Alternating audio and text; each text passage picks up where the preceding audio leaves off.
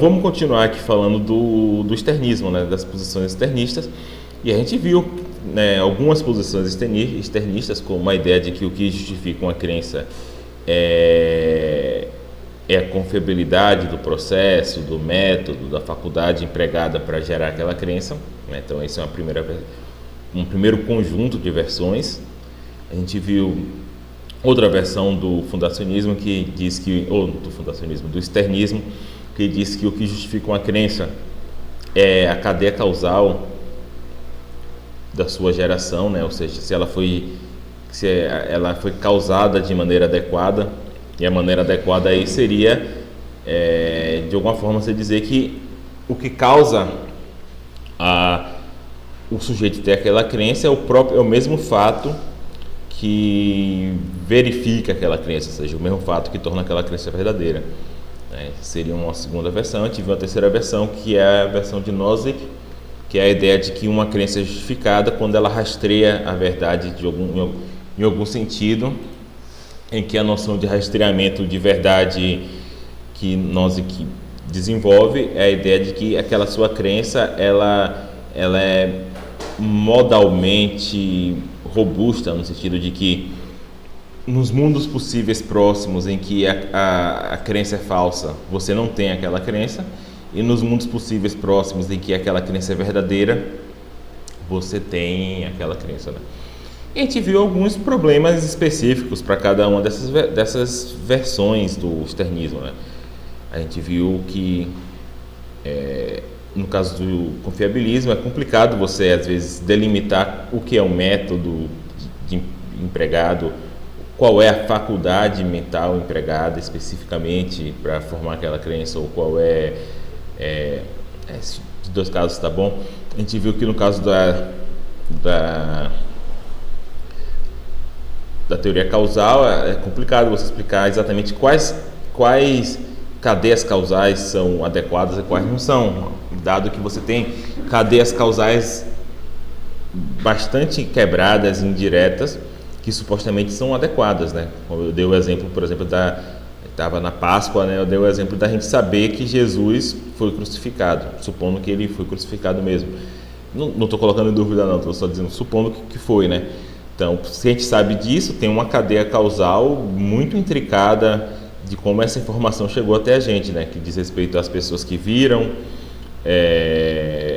presencialmente a crucificação, que algumas tenham lembrado disso anos depois, quando estavam escrevendo os evangelhos, e elas e aqueles evangelhos sejam fidedignos, e mesmo assim aquele manuscrito ele foi manipulado 1000 vezes durante a Idade Média, recopiado, talvez algum monge adicionou uma palavra ou outra quando copiou, mas mesmo assim manteve, essa cadeia causal foi mantida de alguma maneira e até chegar na gente, né? Então é uma cadeia causal muito intricada e é difícil às vezes você distinguir essa cadeia causal de uma cadeia causal muito parecida, em que talvez um monge específico na Idade Média mudou uma palavra do manuscrito, né? Que, sei lá, no manuscrito original dizia enforcado, ele botou crucificado, né? Nesse caso aí, essa cadeia causal não seria adequada, porque levaria o fato que causou a cadeia causal. Primeiro, nesse caso, nossa crença de que Jesus foi crucificado seria falsa, né? Então já não seria conhecimento por causa disso, mas independentemente, a cadeia causal seria inadequada, porque o fato que iniciou a cadeia causal não seria um fato que tornaria a crença verdadeira. Então é muito complicado você exatamente dizer quais cadeias causais valem, quais não valem. E por fim a gente viu que no argumento, na teoria de Nozick, você tem essa ideia de mundos possíveis próximos, que nem sempre é também muito fácil de se fazer sentido, né? Você tem algumas tentativas de fazer isso, né? Por exemplo, o filósofo David Lewis tem uma listinha de o que torna o mundo possível mais próximo do que outro, mas também tem problemas. Só que apesar disso a gente viu também que essas propostas externalistas, ela tem muitos pontos positivos, né? Ela lida bem com o argumento do regresso, porque você poderia ter um tipo de fundacionismo em que as crenças básicas, ou seja, você teria crenças básicas no sentido de que são crenças que não são justificadas inferencialmente, mas sem precisar de todo aquele aparato sobre experiência de primeira pessoa crua, não conceitual. Você não precisaria entrar em nada disso, porque o que justificaria suas crenças básicas não seriam outras crenças, ou não seriam a experiência pura de primeira pessoa, etc., mas seriam processos externos a você, como cadeia causal, um método empregado, etc., né? Então, isso seria também uma forma de crença básica diferente, né? Que não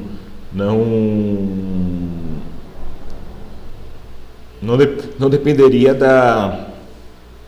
dessas suposições que são questionáveis, como, por exemplo, o fato de existir essa experiência nua de conceitos, por exemplo. Outra vantagem do externismo seria que ele lida muito bem com o ceticismo. E a gente vai... talvez hoje, talvez na semana que vem, eu vou falar um pouco do ceticismo, tá? O ponto principal se você tem uma perspectiva fundacionista, como, por exemplo, a empirista, se você tenta basear todo o seu conhecimento em crenças básicas, que são crenças sobre sua realidade de primeira pessoa, você tem imediatamente o problema de explicar por que essas crenças básicas são justificadas, e o problema aí é que sua experiência de primeira pessoa, ela de alguma forma é indistinguível de uma experiência de primeira pessoa de alguém que, por exemplo, esteja na Matrix, esteja numa simulação. Essa pessoa que está na simulação também, ela tem uma experiência de primeira pessoa, qualitativamente talvez idêntica à sua, né? Vamos supor até que você não consegue nem provar que você não está numa simulação, então talvez você esteja, né? E o fato de você não conseguir provar se dá, em parte, pelo menos, pelo fato de que sua experiência de primeira pessoa ela é indistinguível, né? Então, se o que justifica então, obviamente, o cara que está na simulação, o cara que está na Matrix, ele não tem conhecimento, né? Porque as crenças dele são falsas, né? Mas, independentemente disso, a experiência dele de primeira pessoa é igual à sua. Então, por que a sua experiência de primeira pessoa consegue fundamentar uma cadeia de crenças que gera conhecimento e a dele não consegue, né? Esse é um problema que o fundacionista internalista é muito importante, é muito difícil para eles lidar com esse problema, né? Por exemplo, Descartes tentou apelar para Deus para explicar isso daí. Outros filósofos, como Kant, tenta fazer um argumento sem colocar Deus na questão, mas são argumentos bem difíceis e tem outras pressuposições, né? Tem uma pressuposição sobre o mundo exterior, uma ideia de que o mundo exterior, as coisas em si, as coisas tal como elas são em si, não podem ser conhecidas. Você só pode conhecer as coisas a partir dos fenômenos, enquanto fenômenos, etc, etc. Então, é um problema realmente muito grande. Se você tem um tipo de externalismo, você consegue explicar isso de maneira mais simples. Por que suas crenças básicas são justificadas e o que o cara da Matrix tem não são justificadas? Porque suas crenças básicas são justificadas, por exemplo, pelos processos causais que causam elas. A sua crença de que tem uma árvore na sua frente está justificada porque existe um processo causal que vai da árvore até você, né? O próprio fato que é o fato que tem uma árvore na sua frente que causa a sua percepção, e esse mesmo fato que torna a sua crença verdadeira. No caso de alguém que está numa simulação, não tem esse processo causal, né? Porque não tem uma árvore na sua frente, então a árvore não está causando sua experiência perceptiva, né? O que está causando é outra coisa, é um algoritmo do computador, etc, etc. Então, por isso que as crenças básicas dele não estão justificadas e as suas estão. Então você consegue dar uma explicação, né? Será que essa explicação é suficiente? Talvez não, mas é uma justificação. Então, Maria Helena falou assim, tem um artigo do Giovanni Rolla que explica esse assunto muito bem, conceitos de conhecimento no debate contemporâneo, internalismo e externalismo. Eu nunca li esse artigo, né, mas eu imagino que explique bem mesmo. Não sei se falei para vocês, o Giovanni foi meu colega de mestrado e doutorado na URGS, né? Então, deve estar, eu conheço ele, deve estar bem escrito. Então, podem dar uma lida. Eu vou procurar o artigo para dar uma lida. Tá? Mas, independentemente disso, tem alguns argumentos contra o externalismo em geral, né? E não contra uma versão específica do externalismo, né? E vamos ver alguns casos em que nossas crenças, por exemplo, são fruto de processos confiáveis de alguma maneira, mas que a gente não gostaria de identificar esses casos como conhecimento, né? Então, isso implicaria que o externalismo não consegue distinguir muito bem crença verdadeira de conhecimento. Tá? Um problema seria o problema da ação racionalmente motivada, né? A ideia aqui seria o seguinte, por que a gente liga para conhecimento? Né? Por que conhecimento é importante? A ideia é que conhecimento é importante porque ele pode motivar ações racionais, né? Então, eu ajo de determinada maneira ou de outra porque eu tenho conhecimento, porque eu sei que se eu fizer tal coisa vai dar errado, por isso eu faço outra coisa, né? Então, espera-se da ideia, espera-se que o conhecimento tenha algum papel na tomada de ações, né? E obviamente, falando aqui de maneira bem rápida, se você tem uma noção externalista de conhecimento, isso nem sempre vai ser o caso. Por quê?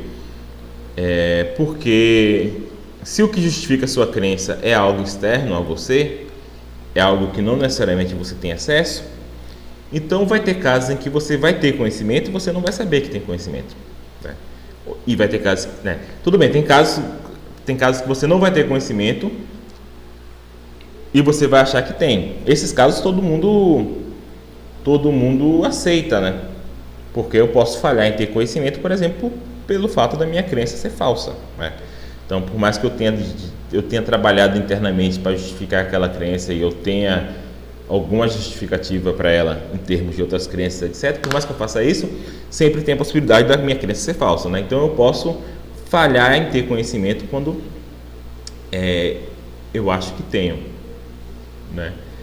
Só que uma situação mais estranha é uma situação em que você tem conhecimento, mas você falha em perceber isso, né? Porque essa falha em perceber porque se o que faz você ter conhecimento, ou seja, se o que torna a sua crença justificada é uma relação externa a você, então essa relação pode acontecer sem que você perceba, né? Então, dado o externalismo, você pode saber de coisas sem saber que sabe, né? Por exemplo, deixa eu dar um exemplo aqui que eu estava dando do ceticismo, né? Vamos pensar que tem você que está vendo uma árvore na sua frente, tem um cara que está na simulação, então não tem árvore nenhuma na frente dele. No seu caso, sua crença de que tem árvore na sua frente é justificada. No caso dele, a crença de que tem uma árvore na frente dele não é justificada, né? Porque, por exemplo, no caso tem uma cadeia causal, no outro caso não tem. Só que o ponto do certo, então, a princípio isso resolveria o problema. Ora, eu sei que tem uma árvore na minha frente porque tem uma cadeia causal. E se eu não tiver uma cadeia causal? Bom, aí eu não sei. Só que o cético ainda pode pressionar da seguinte maneira: ora, e como é que você sabe em qual situação você está? Você me explicou que se tem a cadeia causal, você tem conhecimento. Mas como é que você sabe que tem a cadeia causal? Ou seja, como é que você sabe que você não está na simulação? E o ceticismo fala, eu não sei, assim, se eu não estiver na simulação, eu sei que eu não estou na simulação, porque se eu não estiver na simulação, eu sei que tem uma árvore na minha frente, e se eu sei que tem uma árvore na minha frente, eu sei que tem algo na minha frente, E se eu sei isso, eu sei que eu não estou na simulação. Então, se eu não estou na simulação, eu sei que eu não estou na simulação. Mas ainda assim, se pode perguntar, tá, e você está na simulação ou não está? E o externalista não necessariamente tem uma resposta para isso, né? Então, por quê? Porque pelo fato do que justifica esse conhecimento de que você não está na simulação ser uma relação externa, você não tem acesso direto a ela. Você pode colocar em dúvida se há essa relação externa ou não, né? Então, nesse caso, você pode sempre montar casos em que a pessoa não tem acesso ao que torna a crença dela verdadeira, de modo que esse conhecimento ele vai estar isolado da ação racional, né? Porque você não tem acesso ao fato de que você tem aquele conhecimento, então por isso você não vai usar aquele conhecimento em ações racionais, né? Então isso de alguma forma destruiria uma das motivações principais para a noção de conhecimento, né? Que é distinguir entre quais ações são razoáveis, né? Por exemplo, no caso da Covid, né? Tem pessoas dizendo que a ação correta a se fazer é tomar vacina. Outras pessoas dizendo que a ação correta a se fazer é tomar cloroquina. A gente quer de alguma forma falar que uma dessas reações é razoável, é racional, e a outra não é. E como é que a gente quer dizer isso? Olha, em uma dessas posições você tem na base dela conhecimento científico. As pessoas têm boa justificação para aquela afirmação. Na base da outra atitude você não tem conhecimento científico. Você tem talvez uma tentativa de fazer generalizações a partir de alguns casos, sei lá, mal interpretação de resultados, etc, etc. Então, um papel importante do conhecimento é o de motivar ações racionais. Mas se o conhecimento, se o que justifica nossas crenças são relações externas a gente, vai ter casos em que a gente vai ter conhecimento e esse conhecimento não vai estar disponível para ação racional, no sentido que a gente pode ter conhecimento sem nem saber que tem conhecimento. Então aqui tem um exemplo que é o exemplo da vidente Uri. Então vamos pensar que Uri é uma vidente, ou seja, ela prevê o futuro. Só que ela não sabe disso, ela não sabe que ela tem essa capacidade de prever o futuro, né? O livro dá até um exemplo, não sei se esse exemplo é efetivo ainda, porque é um filme antigo demais para a geração de vocês, mas o filme Ghost, né? Ghost do Outro Lado da Vida, não sei se vocês já viram. É um filme que antigamente passava muito na sessão da tarde. Então nesse filme, né, tem um cara lá que morre, ele vira espírito, não sei o que lá, e tem uma vidente que é interpretada pela Whoopi Goldberg, né, que é bem engraçado na verdade essa vidente, e ela é uma charlatã.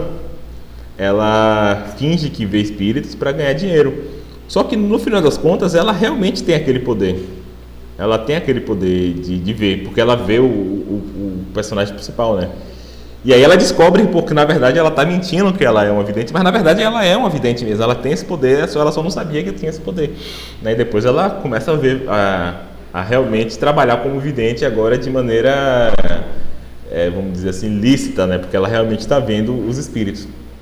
Então vamos pensar que Uri é tal qual essa Whoopi Goldberg nesse filme, né? De vez em quando, certas crenças simplesmente aparecem na cabeça de Uri, crenças que ela pensa ser espontâneas e infundadas, né? Às vezes quando vem uma ideia maluca na sua cabeça, ela pensa que são crenças infundadas e ela desconsidera essas crenças, né? Ela não toma isso daí como conhecimento. Na verdade, na cabeça dela vem a crença de que amanhã vai ter um acidente no Castelo Branco de carro, vai bater um carro vermelho com uma moto azul, sei lá. Vem essa crença na cabeça dela, ela pensa assim, eu sou tão fantasiosa, né? Vem essas crenças malucas na minha cabeça e eu, do nada. E ela pensa, isso daí é só uma maluquice da minha cabeça, e ela continua a vida dela. Pode ser, inclusive, que ela até vá para Castelo Branco amanhã, ela marcou com os amigos. Ela não leva em consideração essas crenças para tomada de ação dela, porque ela toma essas crenças como infundadas. Só que vamos supor que na verdade ela é uma vidente. E essas crenças realmente são confiáveis, são previsões confiáveis do futuro, né? Então, de alguma forma, dado para o externalismo, ela tem conhecimento do futuro, né? Já que ela tem uma crença verdadeira, por exemplo, formada por um processo confiável, né? Se é causada pelo futuro, já é mais complicado de você dizer, né? Porque geralmente a gente pensa que causalidade corre do passado para o futuro. Mas vamos falar só de confiável. São crenças confiáveis, ela realmente prevê o futuro, só que ela desconsidera essas crenças. Apesar de ela ter esse conhecimento, ela simplesmente isola essas crenças do processo de tomada de decisão dela. Ela não toma nenhuma decisão baseada nessas crenças, porque ela pensa que são crenças espontâneas e infundadas. Então, um dia, Uri acorda com a crença improvável de que o Papa vai fazer compras no Bullring, né? Sei lá, o Papa vai para o shopping em Manaíra amanhã. Ela acorda e ela tem essa ideia estranha na cabeça dela. Não, o Papa vai estar amanhã no Shopping Manaíra, na C&A, fazendo compras, né? E ela fala, que cabeça minha, né? Eu sou muito fantasiosa. E ela continua a vida dela sem levar em conta isso. Vamos dizer, por exemplo, que ela é super fã do Papa Francisco. E ela adoraria, sei lá, dar um abraço nele, beijar a mão dele, não sei o que as pessoas fazem com o Papa, né? Pelo menos vê-lo. Então, se ela realmente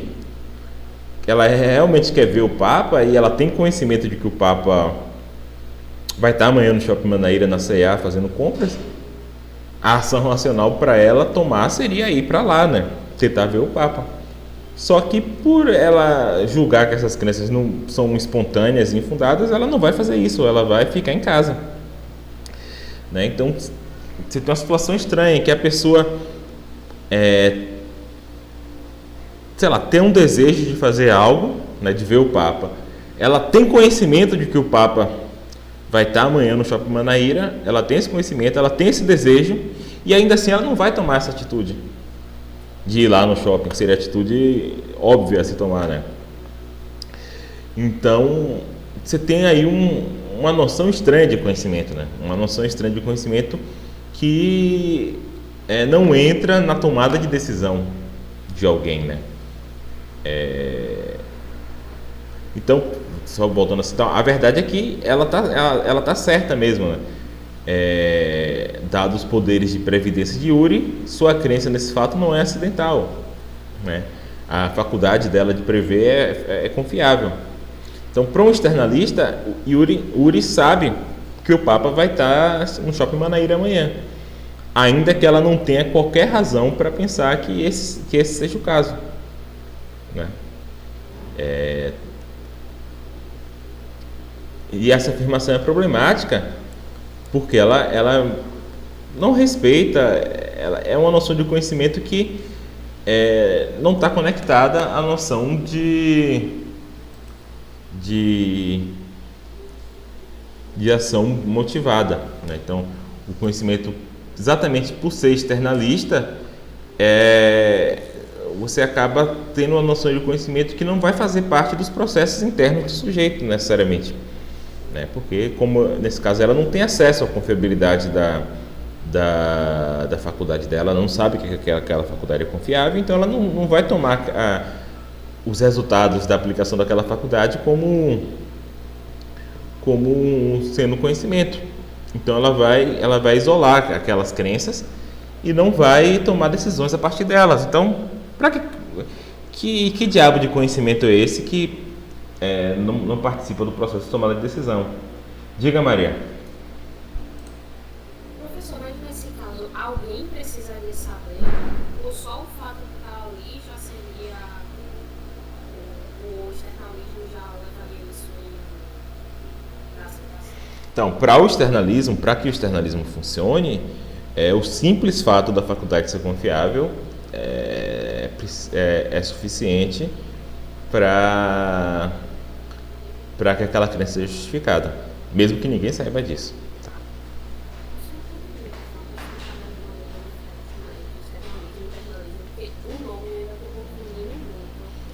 Tá. O internalismo é a posição de que os itens que justificam a crença precisam estar acessíveis ao sujeito de alguma maneira, né? Então, a maneira mais simples de você dizer que algo está acessível ao sujeito é pensar que justificação, o que justifica uma crença, precisa ser de alguma maneira um item mental, né? Então, no teorias internalistas mais comuns, o que vai justificar uma crença vai ser outra crença, né? Ou uma experiência de primeira pessoa. Por quê? Porque o sujeito ele tem acesso a isso, ele sabe que ele tem outra crença, ele sabe que ele tem uma experiência de primeira pessoa. O externalismo é a ideia de que algumas crenças vão estar justificadas por processos externos ao sujeito, como relações de causalidade, como relações de coerência, talvez, né? Você pode ter um coerentismo externalista, relações de confiabilidade, de métodos, etc. Então, um internalista, ele pode aceitar, e geralmente ele aceita, que o fato de que sua faculdade é confiável justifica sua crença. O internalista aceita isso, mas ele vai dizer, olha só, para que isso aconteça, o sujeito precisa saber que a faculdade dele é confiável.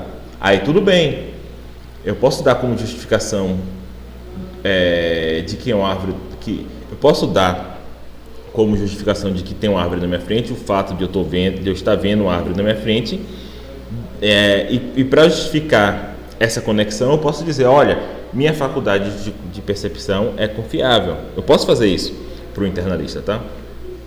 Só que o ponto aqui é que essa confiabilidade da minha faculdade de percepção tem que estar acessível para mim. Por exemplo, eu estudei psicologia cognitiva, ou sei lá, eu fiz alguma coisa que eu sei que minha faculdade é confiável. Aí o internalista vai falar assim, olha só, agora você pode usar a confiabilidade como justificativa. Para o externalista não.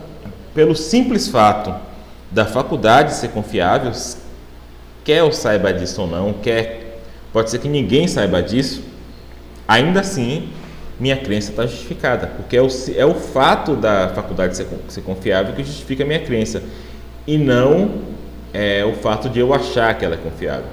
Tá? Então é o fato que a faculdade é confiável, é o fato de que a cadeia causal é adequada, é o fato de que minha crença é resistente modalmente, né? Minha crença rastreia a verdade. São esses fatos, o fato bruto no mundo, que justifica a minha crença, entendeu?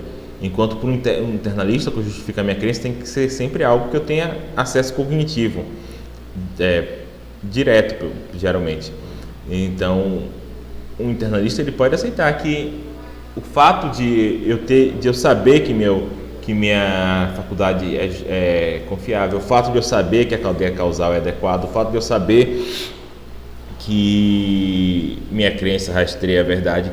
Então, o fato de eu ter esse conhecimento pode justificar minhas crenças para o internalista. Só que o internalista está dizendo assim, não precisa você ter conhecimento disso. Você precisa simplesmente ser o caso da faculdade ser confiável, etc, etc. Então, nesse caso aqui, para o externalista, o Uri tem conhecimento de que o Papa está no Shopping Manaíra amanhã. Por quê? Porque ela tem uma faculdade confiável. A gente está só supondo que ela tem uma faculdade confiável.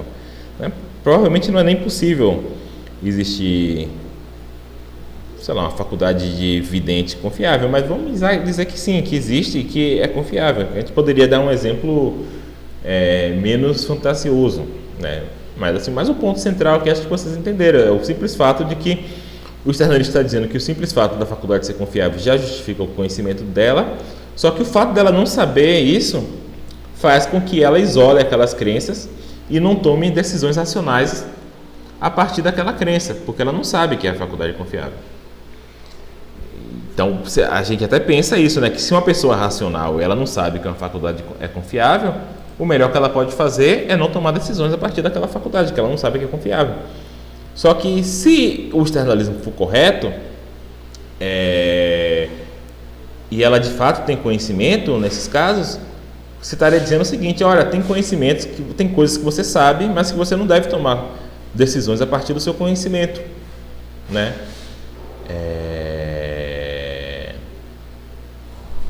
Então você teria uma noção de conhecimento, você teria alguns conhecimentos na sua mente que você não deveria usar em ações racionais. Isso parece estranho, né? Porque parece que se você sabe algo, aquele teu conhecimento deveria estar disponível para você tomar suas ações a partir daquele conhecimento que você tem, né?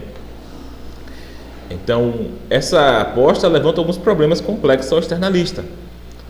Nós dizemos que Uri deveria agir, ou você diz uma coisa, olha só, tudo bem, Uri tem esse conhecimento, ela deveria agir com base nesse conhecimento, né? Porque conhecimento motiva ação racional.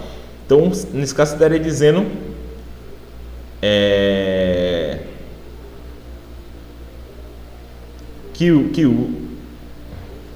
não, isso aqui, desculpa. É porque aqui, ele, para mostrar essa oposição, ele complexificou um pouco o exemplo, dizendo o seguinte: imagine agora, então, e Uri, ela tem conhecimento de que o Papa está no Shopping Manaíra amanhã, porque ela tem uma faculdade super confiável. Vamos dizer que Uri também tem um amigo que é confiável, mas não é muito confiável, às vezes ele mente. E ele falou para ela que o Papa amanhã vai estar em Roma.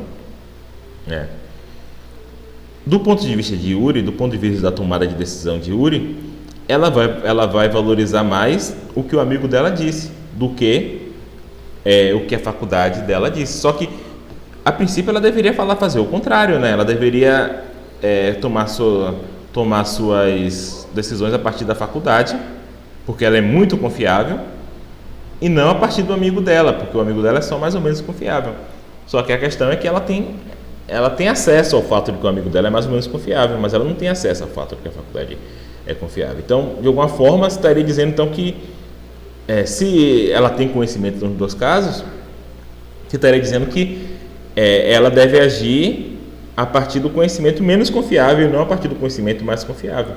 Isso é estranho, né? Porque se é a confiabilidade que dá justificação, então você está dizendo que ela deve agir a partir da crença que é menos justificada e não a partir da crença que é mais justificada. Então, nesse caso, o externalista ele não respeita a conexão plausível entre conhecimento e ação racional, que é a que devemos agir de acordo com aquilo que sabemos. O externalismo seria por isso mal orientado. Então, esse é um ponto que você pode fazer contra o externalismo.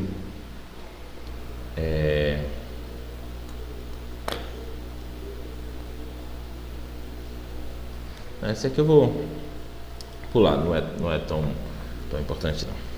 Tá. Tem uma maneira que eu quero chegar na parte do ceticismo hoje, tá? Tem uma maneira que o O'Brien tenta defender, né? O O'Brien tenta fazer o meio termo, né? Então você tem essa discussão entre o internalismo e o externalismo. O internalismo tem vários problemas também, né? O internalismo tem problemas em gerar uma versão fundacionista boa, né? Porque o fundacionismo internalista tem esses problemas do ceticismo, por exemplo. O internalismo tem dificuldade de dar respostas ao ceticismo. Por outro lado, o externalismo também tem esses problemas, né? Você tem um problema aqui em explicar a conexão entre conhecimento e ação racional. Então, há fortes intuições a favor do internalismo e também do externalismo. E há também problemas para os dois, né?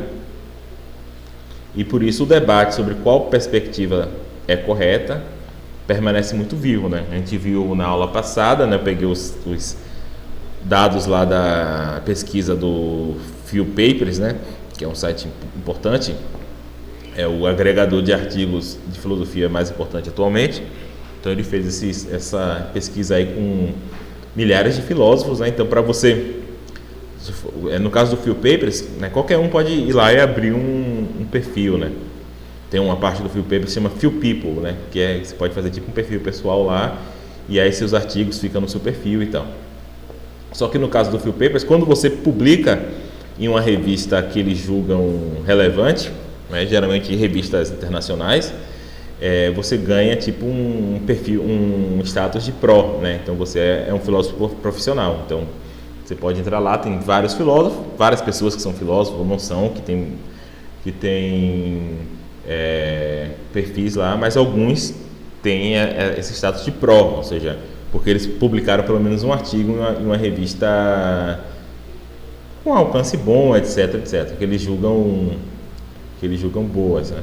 Então, essa pesquisa, apesar de todo mundo poder, qualquer um, estudante de filosofia, qualquer um que tiver um perfil, eles pode responder essa pergunta.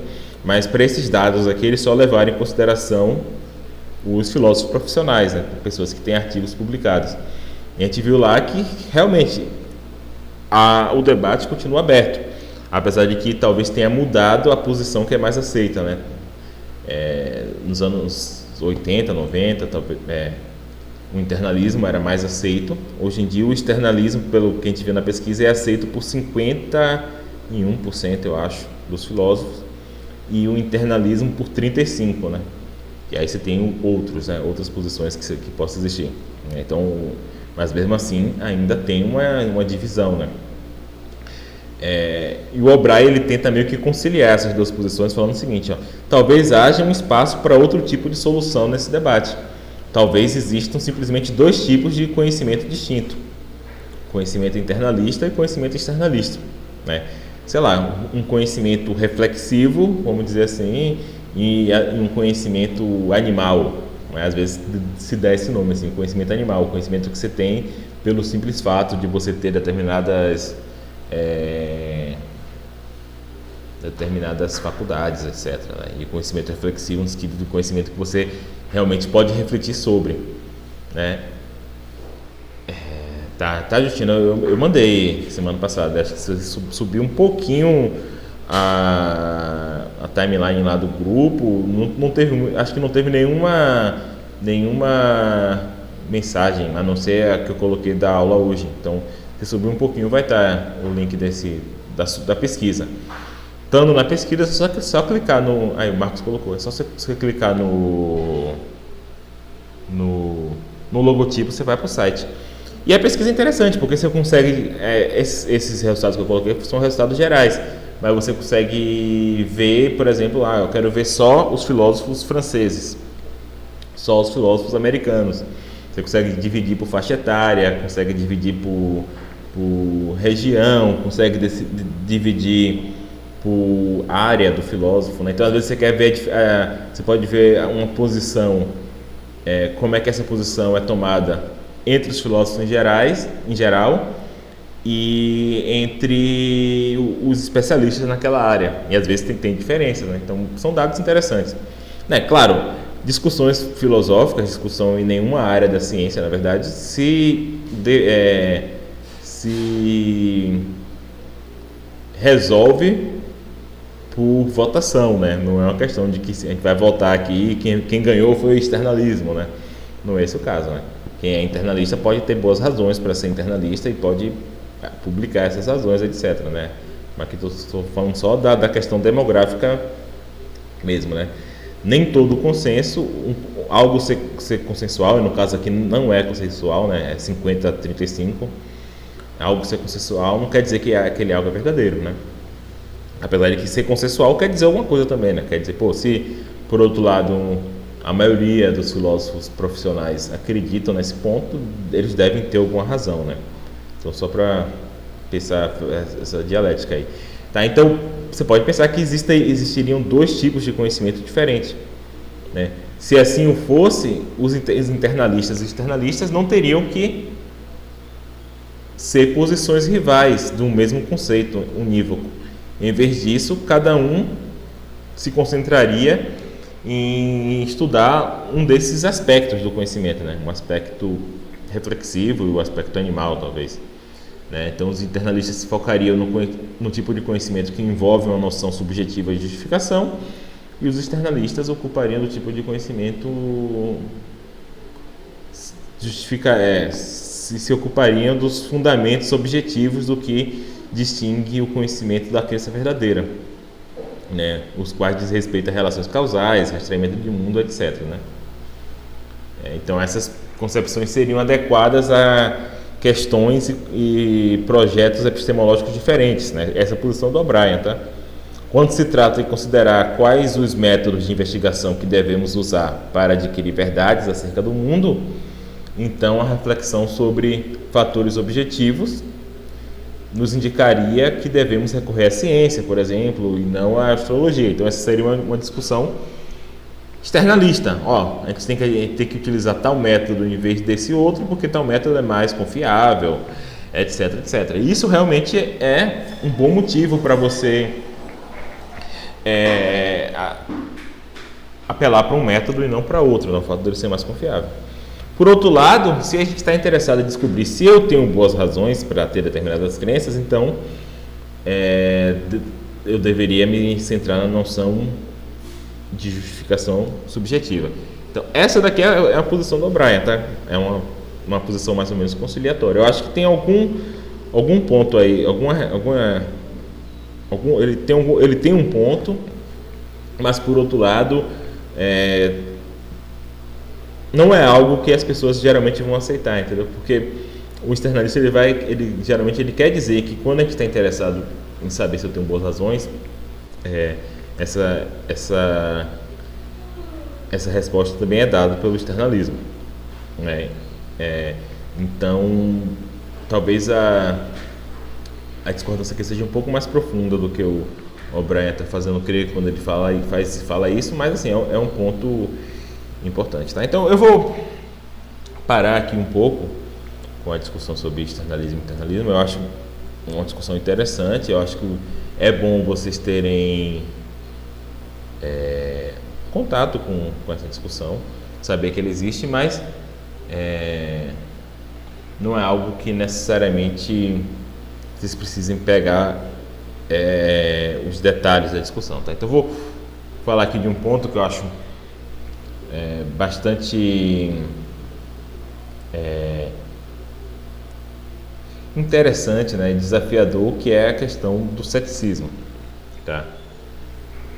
Ok, eu já estou indo para outro assunto, tá, gente? Apesar de que aqui eu vou falar de externalismo também, da resposta externalista ao ceticismo. Então, os céticos, né, um cético é alguém que afirma que nós não temos tantas crenças justificadas ou conhecimento, quanto nós julgamos ter, tá? Então, você pode ter, por exemplo, pessoas que julgam que nós não temos conhecimento de um certo tipo de fato, né? Esse ceticismo aqui é mais comum, tá? E ele é menos problemático também. Por exemplo, talvez não seja possível saber coisas sobre o futuro, ou talvez sobre a mente dos outros, né? Esse tipo de ceticismo aqui é chamado de solipsismo, né? É a ideia de que você tem acesso à sua mente, você tem conhecimento sobre os seus pensamentos, mas você não tem conhecimento sobre os pensamentos dos outros. De forma que talvez você nem devesse supor que os outros têm pensamentos, porque você não tem nenhum acesso a isso. Você não tem nenhum motivo para pensar isso. E talvez você, no extremo, e aí a versão mais extremada do solipsismo, você devesse pensar que nem existem outras pessoas, né? Na verdade, existe só você. Porque a única coisa que você tem acesso direto são seus próprios pensamentos, né? Então, isso é uma posição... Você vê que eu fui escalando, né? De um ceticismo só sobre o conteúdo da mente dos outros, para um ceticismo de que talvez as outras pessoas sejam só zumbis, ou seja, pessoas que... na filosofia, né, o nome zumbi diz respeito a isso, pessoas que se comportam normalmente, né? Só que na verdade não tem experiência de primeira pessoa, né? Então qual é a evidência que você tem contra a possibilidade de todas as outras pessoas serem zumbis, né? Você tem pouca evidência, porque um zumbi a princípio ele se comporta normalmente, ele se comporta como se sentisse dor, ele se comporta como se ele estivesse vendo as coisas e tendo experiências de primeira pessoa, mas a princípio ele não tem essas experiências. Como é que você sabe que outras pessoas não são assim? Você não tem acesso às experiências dela, né? Então isso é uma versão do ceticismo sobre as mentes dos outros, que é um ceticismo também bastante extremado, né? Só para motivar um pouco essa posição,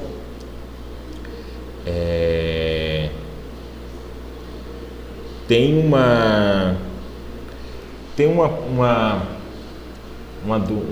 condição. Vou pausar aqui que eu vou olhar aqui, né? Eu não sei como é que é o nome dessa condição em português, tá? Mas em inglês eu acho que é cerebral blindness. São pessoas que elas são cegas, tá? Mas os olhos dela, o aparelho visual dela funciona corretamente, tá? Então ela tem, os olhos dela funcionam, ela tem, os olhos codificam a luz, transforma em impulsos e manda para o cérebro. Só que alguma coisa no cérebro dela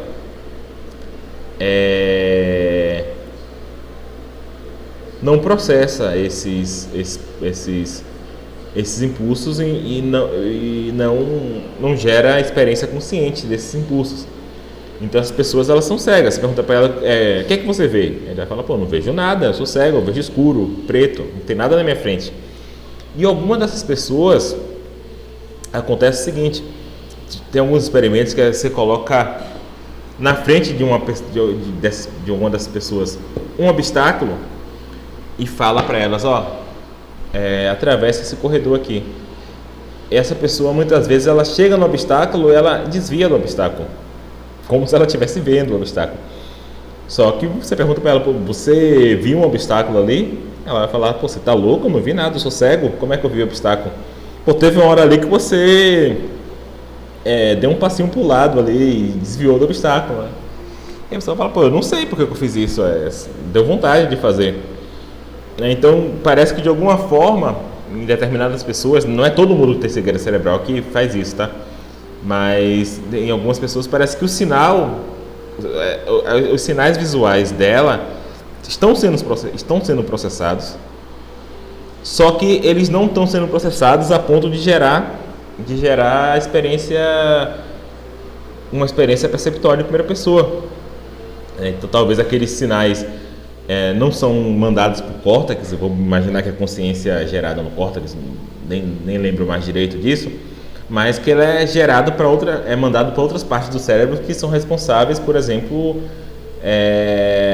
por controlar a motricidade do cara. Então o sinal chega para a área motora dele, para ele desviar, porque tem algo na frente, mas não forma a experiência de primeira pessoa, né? Então ele é cego, porque ele não vê nada, mas ele ainda assim é sensível de alguma forma à experiência, à informação visual, né? Então, a princípio, a gente pode pensar que as pessoas são assim.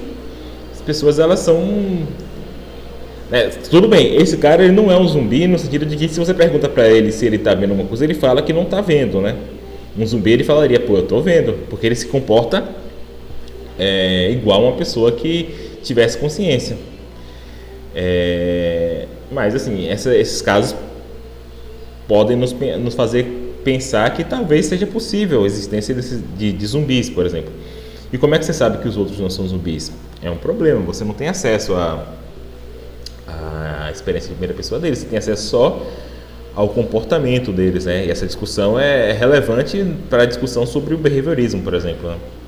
Você pode ter um behaviorismo metodológico, né? Ou seja, você deve fazer psicologia a partir da análise do comportamento, né? Seria um behaviorismo metodológico. Você pode ter um behaviorismo mais forte, né? Que é um behaviorismo...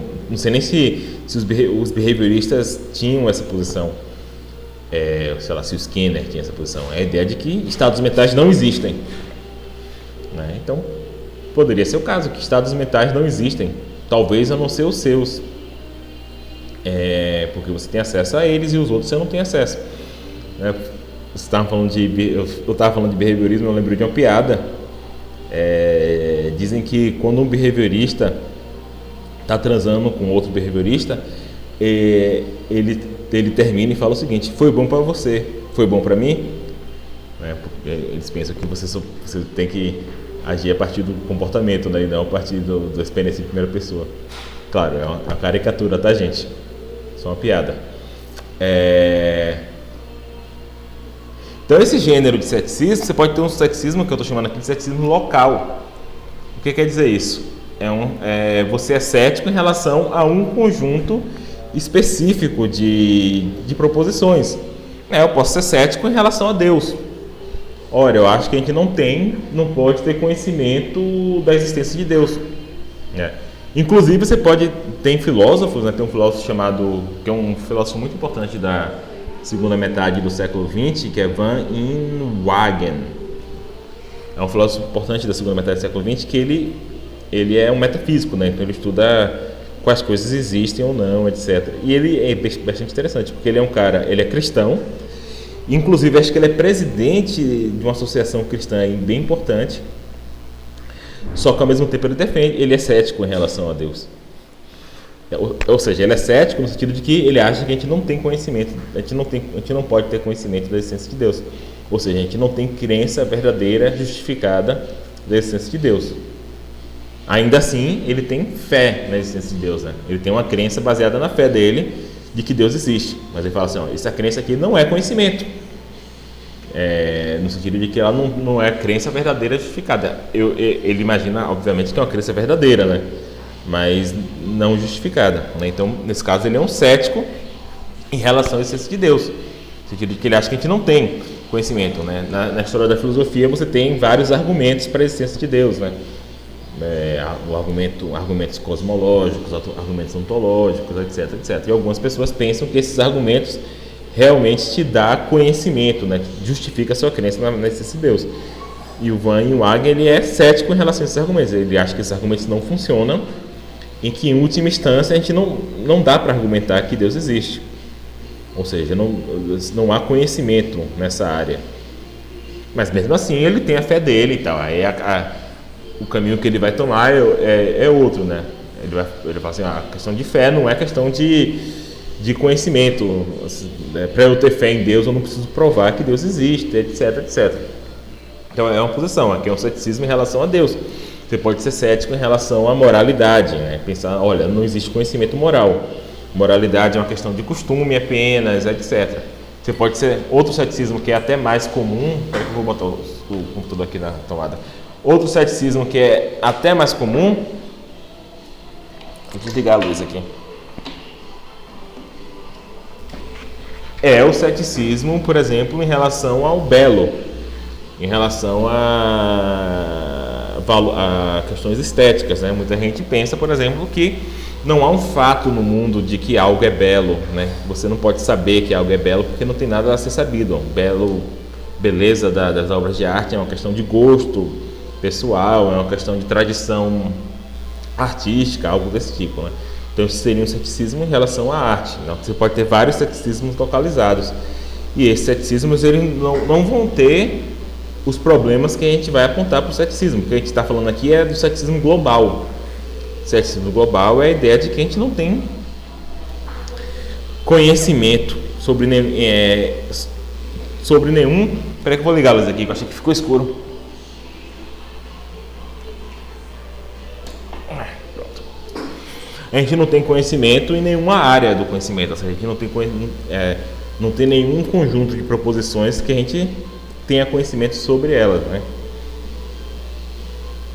Quando o epistemólogo fala do ceticismo, do cético, isso aqui é um alerta para fazer. Geralmente, essa posição do cético, esse cético que o epistemólogo fala, é uma pessoa inventada, tá? Não sei se tem alguém, não sei se há um cético global nesse sentido, de que acha que a gente não tem conhecimento sobre nada, tá?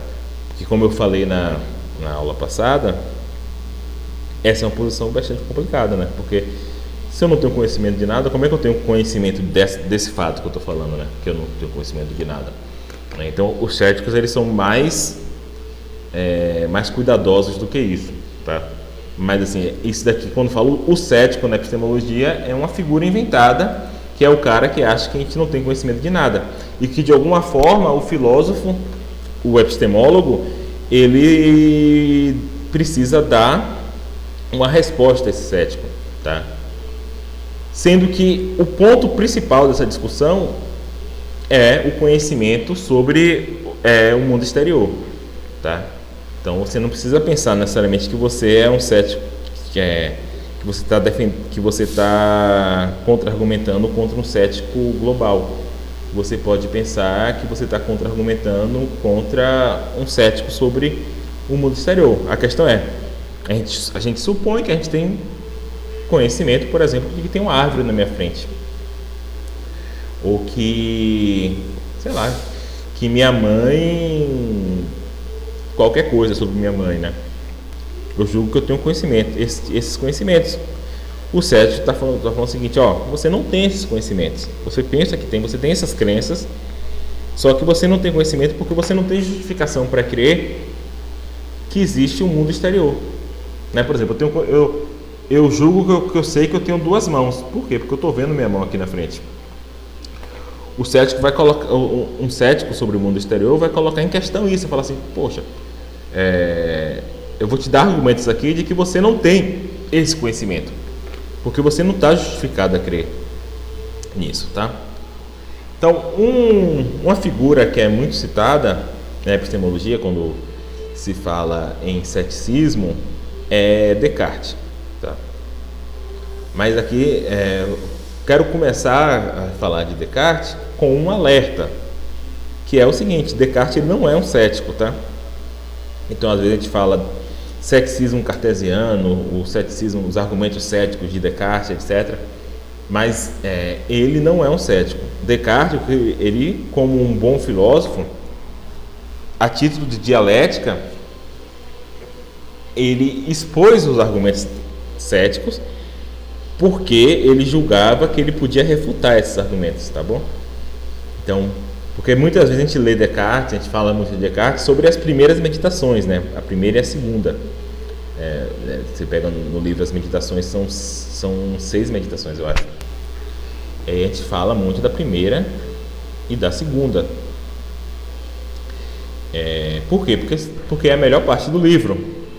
Porque, como eu falei, o argumento que vai a partir da terceira meditação depende de uma prova da existência de Deus, que as pessoas não julgam, né? Que ele primeiro ele dá essa prova, ele dá uma prova na terceira, eu acho que na própria segunda ele já dá essa prova, e na quinta ele dá outra prova da existência de Deus, mas que as pessoas não julgam tão boas. Então por isso se fala menos das outras meditações, né? Em que ele está querendo provar que o cético está errado, né? Então, para quem lê só o começo das meditações, pode passar a ideia de que Descartes é um cético, porque vamos dizer, é como se na primeira meditação ele vestisse a roupa do cético, né? Por quê? Porque Descartes é um fundacionista, tá? Falando um pouco do contexto de Descartes. Descartes é um fundacionista. Na epistemologia ele tinha 2 pressupostos que na época era bastante comum, hoje em dia já são mais questionáveis, né? Que ele era, número 1, um fundacionista, ou seja, ele acreditava que o conhecimento é baseado em crenças básicas de alguma maneira. E número 2, ele é um infalibilista, né? Ou seja, ele pensa que para você saber por exemplo, que há um mundo externo, você deve ser capaz de refutar, de eliminar todas as possibilidades de que aquela sua crença é falsa, tá? Então Descartes ele é, por um lado, um fundacionista, ele é um infalibilista, tá? Então, o que Descartes estava querendo fazer no livro dele era, de alguma forma, justificar, de alguma forma, fundamentar a física que estava surgindo naquele momento, tá? Então, vocês sabem, Descartes é de 1600, o livro, a meditação de 1640, no começo do século 17, ali 1620, mais ou menos, foi a época de Galileu, né? Teve o julgamento de Galileu, teve todo esse embate entre o que a igreja tomava como sendo a física, né, correta. É porque o debate de Galileu com a igreja não é um debate sobre Deus. Não é que Galileu não acreditava em Deus. Galileu era cristão, Galileu acreditava em Deus, tá? Galileu achava que Deus criou o mundo, Deus criou as leis da física. O debate ali era sobre o que é a ciência, né? Como é que a gente deve proceder ao se fazer ciência, né? Por mais que uma questão importante ali é que talvez algumas descobertas de Galileu colocavam em xeque algumas afirmações que você tinha na Bíblia, né? Mas o ponto central ali que estava sendo discutido era como se deve fazer ciência, porque você tinha uma física que era ensinada nas faculdades na época. as universidades, na época já estavam começando a ter universidades, já estava começando, não, já tinha universidades há algum tempo, e as universidades da época, elas eram a maioria geridas como é que chama? Por ordens monásticas, né? Ou pelo menos pela igreja. Então, até hoje tem um pouco disso, né? Você tem, por exemplo, a Universidade Católica, né? As PUC são pontifícias universidades católicas. Então, você tem universidades. Você tem a Metodista em São Paulo, ó, também é uma universidade mantida no caso não uma ordem monástica, né? Mas por uma instituição religiosa, né? Você deve ter você tem muitos casos, né? Então, a participação de religiosos na educação é bastante comum. Colégios, mais ainda, né? Eu mesmo estudei no colégio católico. Então, mas você tinha essas instituições católicas e você tinha o que era ensinado, tipo, realmente o currículo dessas instituições. E parte desse currículo era a física aristotélica, que era uma física que tinha algumas diferenças em relação à física contemporânea. E uma dessas diferenças era que a física de Galileu, a física contemporânea, ela fazia amplo uso da matemática. Tá? Aristóteles, quando escreveu a física dele, ele não tinha tanto acesso a muitas ferramentas matemáticas, né? A matemática na Grécia Antiga era basicamente geometria. E era uma geometria bem rudimentar. Era uma geometria em que você, por exemplo, não usava variáveis. Variável é uma invenção árabe. Você não usava variáveis, você não usava equações. Era geometria no sentido mais estrito mesmo né, geo é terra, né, metria é desenho. Você desenhava na terra. Então, a gente muitas vezes fala do teorema de Pitágoras, né, o quadrado dos catetos, o quadrado da hipotenusa é o quadrado é igual ao quadrado da soma dos catetos, né? O modo como um grego expunha esse teorema era bastante diferente, né? Quando eu falo o quadrado da hipotenusa, o que o grego pensa é o quadrado mesmo, o desenho quadrado que eu desenho a partir da hipotenusa, né? Então deixa eu ver se eu consigo desenhar aqui. Vou desenhar aqui, deixa eu desenhar com... não tá ligado não. Mas aqui, se eu tenho aqui, ó... tem que ser aqui, peraí, deixa eu pegar esse... Vou desenhar aqui, tá? No slide bem pequenininho. Pô, eu não consigo desenhar.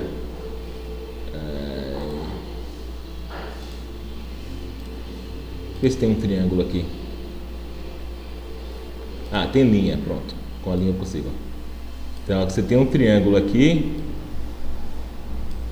Você tem um triângulo retângulo, né? Hoje em dia, quando a gente pensa em um quadrado da hipotenusa igual à soma do quadrado dos catetos, a gente pensa numa fórmula, né? A gente pensa assim, x ao quadrado é igual a y ao quadrado mais e ao quadrado. A gente pensa nisso. Um grego, ele pensava da seguinte maneira: o quadrado da hipotenusa, ou seja, esse quadrado que eu faço aqui, não tem nem espaço para fazer esse quadrado aqui. Esse quadrado aqui, não saiu bem um quadrado, saiu um retângulo, né? A área desse quadrado é a mesma área da soma desses dois quadrados aqui, ó. Isso aqui é assim que o grego calculava. Ele não tinha a noção de equação. É a soma desses dois quadrados aqui, ó. Então, esse aqui, ó. Pronto. Tá meio torto o meu quadrado ali, né? Mas vocês entenderam. Isso aqui é o teorema de Pitágoras para um grego. É o quadrado da hipotenusa, né? Literalmente o quadrado desenhado a partir da hipotenusa tem uma área que é igual à soma dos quadrados dos catetos. Então você não tinha uma aplicação, essa ideia de fórmula, essa ideia não era tão difundida. E a partir de Galileu, a física começou a se tornar cada vez mais matematizada, né? O próprio Descartes era um físico, né? Descartes, ele é a princípio um físico e só em segundo plano um filósofo, né? Ele só foi fazer filosofia no final da vida, já quando ele estava mais velho.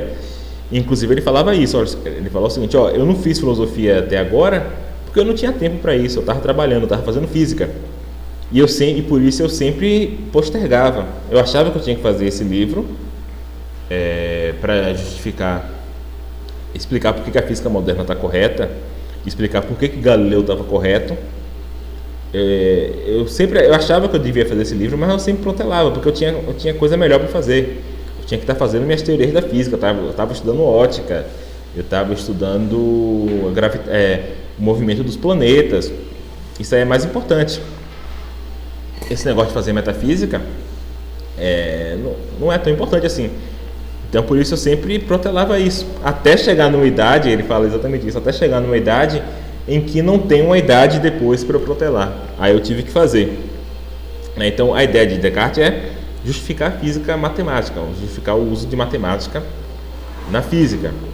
E aí como é que ele faz isso? Ele, por ser um fundacionista, ele fala assim, eu vou mostrar para vocês que as crenças que a gente formou no passado, as crenças que a gente formou a partir da filosofia antiga, a partir da física antiga, elas são falsas. Elas não são justificadas. E como é que eu vou fazer isso?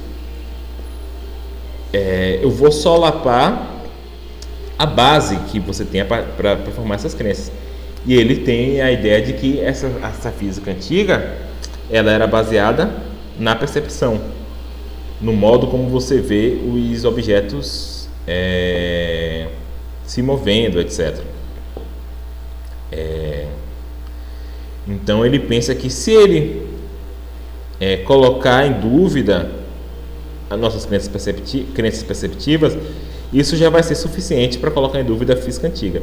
Ele fala mais, olha só, eu vou, na verdade, lançar os argumentos céticos mais fortes que eu consegui imaginar. Mas por que ele faz isso? Porque ele pensa que, olha, existe uma base para a ciência que é tão boa, tão melhor do que a antiga, que ela escapa até desses argumentos céticos mais fortes. Tá? Esse é o ponto de Descartes. Então ele tá lançando os argumentos céticos porque ele acha que ele consegue defender. Ele acha que a física, que o conhecimento que se tem a partir da física e no geral a partir da ciência moderna, escapa até ao ceticismo mais forte. E só um ponto histórico também é relevante isso, que na Idade Média, no começo da Idade Média, você tem uma penetração muito grande dos textos de Platão e dos textos neoplatônicos, e mais para o final da Idade Média você tem uma redescoberta de Aristóteles, né? No começo do Renascimento, então o Renascimento, se vocês se lembram da escola, ele tem duas características, né? Que nesse caso da filosofia parecem contraditórias. Eles têm ao mesmo tempo uma rejeição pelas coisas medievais, né? Por exemplo, na arte, e ao mesmo tempo uma redescoberta dos valores clássicos, né? Só que no caso da filosofia isso é meio estranho, porque a filosofia medieval ela é amplamente baseada na filosofia clássica de Aristóteles, por exemplo. Então como é que um renascentista vai lidar com isso? No Renascimento, na filosofia, você tem uma redescoberta de outros filósofos clássicos que não Aristóteles e Platão, né? Então você tem no Renascimento que você tem uma redescoberta dos céticos, em primeiro lugar, né? Então você tem muitos filósofos renascentistas céticos, como por exemplo, acho que Montaigne é um deles, e você tem uma redescoberta de outras filosofias gregas, como por exemplo o estoicismo, né? E Descartes ele é fortemente influenciado por essas duas coisas, pelo estoicismo de um lado e pelo ceticismo. Só que é isso, a ideia dele é que ele vai expor o ceticismo porque ele acha que ele consegue, ele acha que em primeiro lugar o ceticismo destrói a ciência medieval, porque a ciência medieval se fia na percepção e a percepção tomada de maneira nua não escapa ao ceticismo, mas por outro lado ele quer construir um caminho para a ciência moderna que escapa ao ceticismo, e esse caminho parte do eu penso logo existo, depois tem a prova da essência de Deus, depois tem a prova de que a essência das coisas materiais é sua extensão, tá? Então Descartes ele identifica matéria com extensão. Então ter matéria significa ser extenso, né? Tá no mundo e tem uma extensão não nula, né, vamos dizer assim. E aí, por isso, pelo fato da matéria, da essência da matéria ser a extensão, ele julga que a geometria, por lidar com a forma, né, ou seja, lidar com a extensão, a geometria ela descreve a essência das coisas materiais. E aí daí ele conclui que a física, baseada na percepção, mas na percepção auxiliada pelas ferramentas da geometria, chega ao conhecimento de verdade. Tá? Então esse é o argumento de Descartes. Ele está falando assim, ó, olha só, quando você quer descrever a trajetória de um objeto, você não olha simplesmente a trajetória e tenta dizer como é que ela é. Você faz um gráfico e fala que é uma parábola, vê qual é a equação que descreve aquela parábola, e aí você trabalha com as equações. E depois você checa se aquelas equações estão descrevendo os fenômenos de maneira correta. Então ele está tentando, na verdade, fazer uma justificação da ciência moderna. Tá? E quem justifica isso, quem justifica a ciência moderna, no final das contas, é Deus. Tá? Então, perceba, então, Descartes, ele não só acha que Deus existe, não só ele é um católico, né, na época, ainda não tinha as igrejas protestantes, não só ele é um católico, como ele coloca Deus dentro da própria filosofia. É Deus que garante o conhecimento humano. Por quê? Vamos supor que a gente provou que Deus existe, tá? Então Deus, ele é onipotente, onipresente, e ele é sumamente bom, ou seja, ele não é, vamos falando de maneira chula, Deus não é um sacana. E Deus fez a gente, né? Nós somos criaturas. Logo, Deus projetou nossa capacidade perceptiva e não só, projetou nossa capacidade intelectual. De modo que se Deus nos desse uma capacidade intelectual falha, que nos conduzisse sempre ao erro, no palavreado chulo, Deus seria sacana. Deus colocou a gente no mundo, né? É que a gente fizesse um bichinho, sei lá, que sempre tropeçasse, a gente botasse uma coisa na frente dele, ele sempre tropeçasse. Sei lá por que a gente faria isso, porque é engraçado, né? Mas a gente faria Deus teria feito uma criatura que é condenada ao erro. E isso, Deus seria um sacana se ele fizesse isso. Logo, Deus não fez isso. Só que, então, de alguma forma, Deus garante que quando a gente utiliza nossas capacidades da maneira correta, nós temos conhecimento. Só que aí, claro, Descartes ele precisa explicar de onde é que vem o erro, né? Porque, obviamente, as pessoas erram, as pessoas têm crenças falsas. E aí Descartes, e isso também é importante, que é a primeira vez, isso é importante para a psicologia, porque talvez seja uma das primeiras vezes em que esses dois... que é distinguido, que é feita a distinção entre uma capacidade perceptiva, né, uma capacidade do cérebro que seria automática, ou seja, o cérebro ele recebe informações automaticamente. Só que Descartes fala, olha só, Descartes não está falando de cérebro, né, porque ele está falando de alma, né? Então a alma tem uma capacidade receptiva de receber informações do ambiente, mas a alma também tem uma capacidade volitiva, decisória, né? Que é de decidir se aquela informação é fidedigna ou não. Então, Descartes ele faz a distinção, fazendo a distinção entre sensibilidade, né? A gente tem uma capacidade sensível, e vontade. Só que ao mesmo tempo a gente tem a capacidade de decidir ou não se a gente aceita aquela informação, né? E Descartes explica o erro da seguinte maneira: Deus nos dá essas duas capacidades, né? Deus nos dá a capacidade sensível e Ele nos dá essa capacidade de decisão, né? Porque Deus nos deu o livre-arbítrio, né? E o livre-arbítrio ele é bom, né? Por motivos aí religiosos, que eu não vou falar aqui. Então Descartes ele acha que o erro acontece quando a gente assente a ideias que não são claras e distintas, ou seja, a gente teve ali a gente recebeu alguma ideia pelos sentidos, ela não é clara, sei lá, porque está escuro, né, no sentido literal, porque está escuro, eu vi um vulto, tá, só que de maneira meio confusa, e eu decidi acreditar que aquilo é um fantasma. E aí eu errei. Só que ele fala, olha só, o erro aí, Deus não é culpado por esse erro.